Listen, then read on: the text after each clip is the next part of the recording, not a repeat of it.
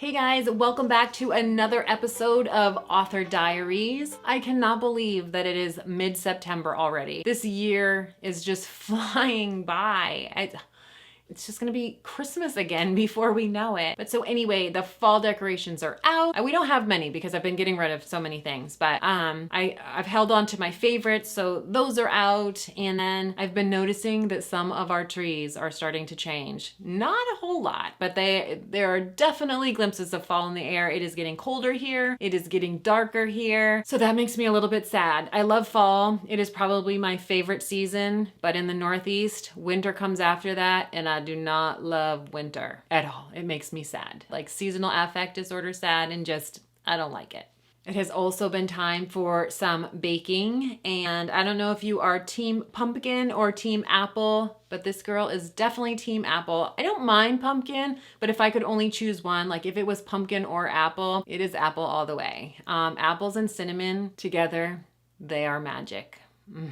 Apples and cinnamon. It has been busy around here. Mostly I have been working, but we did take a trip to Austin, Texas. It was just a super quick business trip. But on top of the writing and getting everybody back into school and their work mode, it has also been, we've been kind of like cleaning things out, like things that are not gonna fit in the tiny house. We have been saying goodbye to them, but I thought it was really cool. I found my old anxiety journal. And I don't think I have talked about my struggles with anxiety before, and I don't know why, because it is something that I am completely not ashamed of, but I used to struggle with awful, just paralyzing, life-altering anxiety. I was chronically and constantly worried about my health, worried about the boys' health, would just spend all my days like just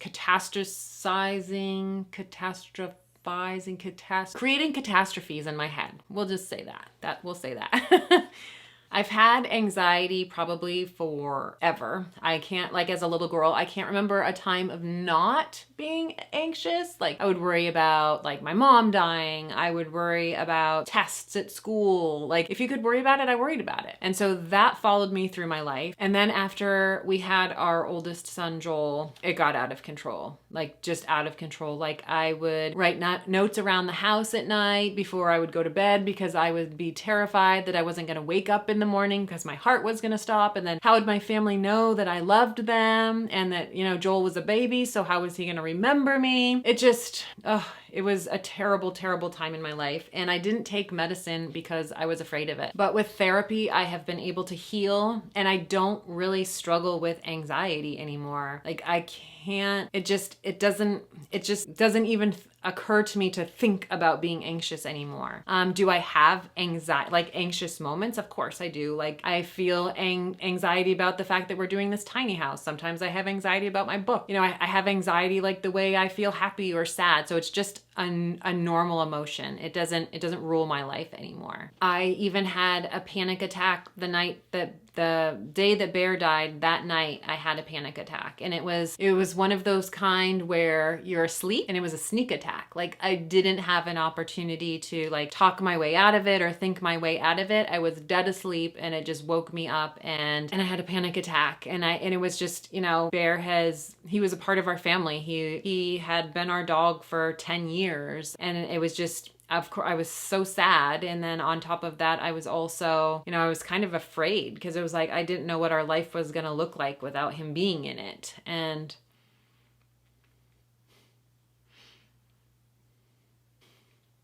so, yeah. So I didn't know what our life was going to look like anymore without him.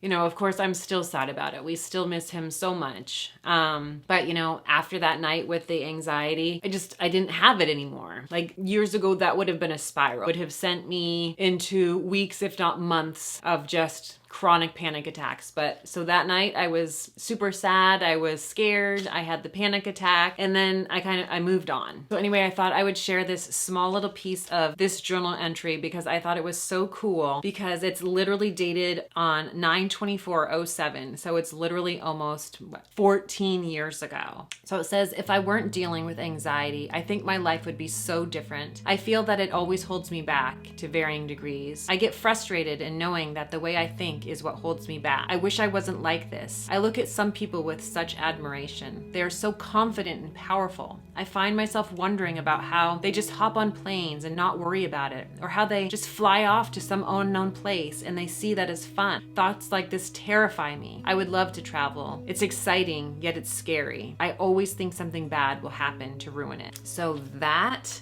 was pretty much how I lived my life, just constantly waiting for a bad thing to happen. Now that I guess completely healed as you can be, I love to think about this 14 years ago version of me and think how cool it is that I am this confident, powerful woman, and I do get on planes and I go all over the place. I guess basically I just wanted to share that with you because I know so many people struggle with anxiety, and I just want you to know, like, there's hope and there is life after anxiety, and I am living proof. So I just thought I'd share that little bit. So what else is going on?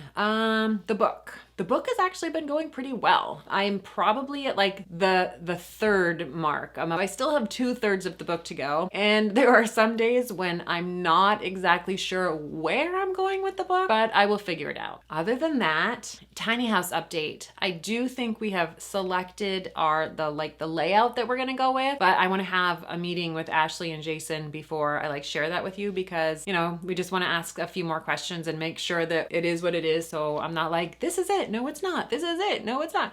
But anyway, so tiny homes. The big challenge with the tiny home, they always talk about how finding a parking space is the most difficult part of a tiny home. And I would say that difficult is a very benign word for this. It has been a disaster. We are having a terrible time finding anything. And so I am so excited that we have started searching right now in September, because that house has to be somewhere on July 1st, 2022. So I don't know where that is going to take us. And I'm just trying to have faith and surrender to the fact that all is well, and it will always work out in our favor as long as we just keep working hard and grinding away and doing our thing. So that is what is going on around here this September. I am looking forward to apple picking and more delicious apple-y treats for October. So are you team apple or team pumpkin? Or maybe you're both. Feel free to let me know in the comment section below. And also, what do you love about fall? Until next time, I'll see you then. Bye.